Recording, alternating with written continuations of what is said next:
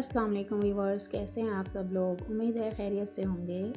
तो आज हम बनाने जा रहे हैं बहुत ही मज़ेदार चटनी, इमली और खजूर की चटनी, जो कि ईद के लिए भी बहुत ज़रूरी होती है, क्योंकि जब आप ईद पे बनाते हैं दही फुल्कियाँ, दही बड़े और चना चाट वगैरह, तो उसमें ये चटनी जो होती है मस्ट होती है।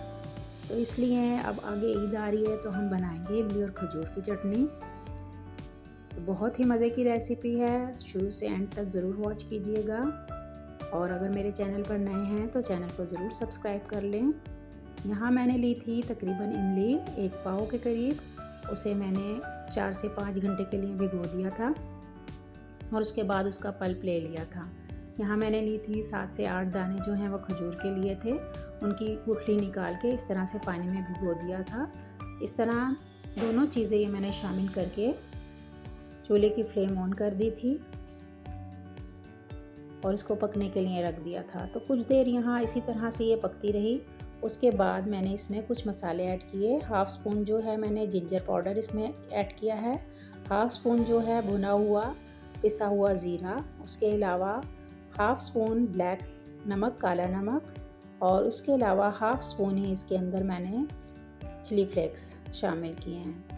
तो ये तमाम मसाला डाल के हम इसको पकने के लिए छोड़ देंगे थोड़ी देर के लिए, ताकि इसकी कंसिस्टेंसी जो है वो थोड़ी सी गाढ़ी हो जाए, अच्छी सी। तो बहुत ही मज़े की ये चटनी बनती है।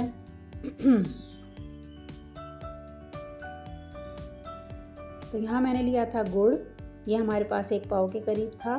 आप इसमें शक्कर भी ऐड कर सकते हैं। तो मेरे पास गुड़ अवेलेबल था तो मैंने गुड़ इसमें शामिल किया है। 1 पाव गुड़ लेके वो भी हम इसमें शामिल कर देंगे और इसको पकने देंगे इसी तरीके से।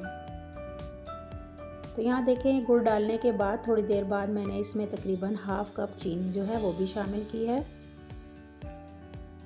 तो ये हमारा बैटर जो है वो तकरीबन पहले से गाढ़ा होता जा रहा है। तो इसकी कंसिस्टेंसी हमें थोड़ी सी गाढ़ी चाहिए। इसको थोड़ी देर के लिए हम इसी तरह से 5 से 10 मिनट पकने देंगे लो फ्लेम पे। तो बहुत ही मज़े की ये चटनी बनती है, आप भी ज़रूर बनाएं। ईद के लिए अभी से बना के रखें और अपने तमाम चटपटे पकवान जो हैं इसके साथ सर्व करें। बहुत ही मज़ा आएगा उनके साथ आपको खाने में इसका।